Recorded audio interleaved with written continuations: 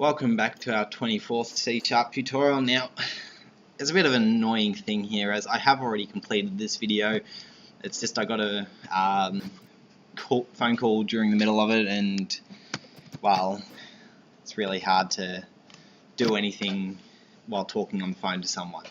So what we're going to do is we're going to now do an explicit conversion where we convert a float, in this case b, to an integer a. Now, okay, so firstly what I've done is I've created the float, I've given it a value, but it's saying that there's an error. For floats we need to have a capital F at the end, or lowercase f. I prefer to use the capital, it's just my preference. And now what we're going to do is we're going to just quickly change this int value up here to int a equals b.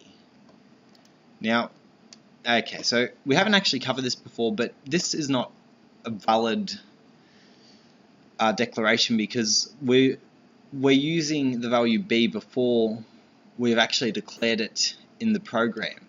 So for this to actually work, we need to either put float b above or put int a equals b below float b, or what we can do is we can just do int a, leave it, and then we can do a equals b. And now it's telling us that there's another error. We cannot implicitly convert a float value to an integer value.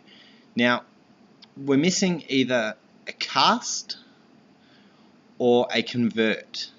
So firstly, I'll just use the cast one. It's probably the simple one, but I don't think it's the better one. So that's the cast. We're casting b around an integer. We're putting a cast of an integer around b, which is the float. So we're saying that whatever b is, we're putting it inside the integer. So we're just going to come out with a value. Sorry, that was my bad, my horrible mistake. There we go, we need to convert the right line. So there we go. So we've put b into a cast and converted it into an integer which is readable by a. Then we printed off a as 143 because when we're putting it into the cast, essentially we're not getting the whole thing. We're missing out on the fractional data. And it's from here that, again, you must remember that because floats are larger, this might not always work. So let's say we had 143, 0, 0, 0, 0, 0, a whole bunch of zeros. Now I'm going to end this part of it and we're going to run it again. And as you can see, we've got the lowest possible integer value. Negative, I don't know, it's about 2 billion and something, maybe 200 billion, I don't know. But we can't do this. Now, I'm going to get rid of the zeros on the end, and we're going to deal with a different type of conversion method, well, explicit conversion, to, instead of using a cast value, we're going to use int a equals convert dot. Now, as you'll see here, there is a lot of different values available. We want to use int32. We can type that in or just click it. And now we need to put a value in here. And we're going to put value b in. And from here we now just close that off. And now we can run it. So, okay, essentially this would return the same value as the last, as the cast operator. But the reason why I believe that convert is better is because remember when we had all these extra zeros over here, and I might as well show you it again. It's only going to change 4 characters in the entire program. Now we run it through, we get the lowest possible integer value, but when we do it with a convert value, instead of just a cast, we get an exception. It's an unhandled exception, so it's not really a good exception for us, but we've handled it nonetheless. It's telling us that we can't do this.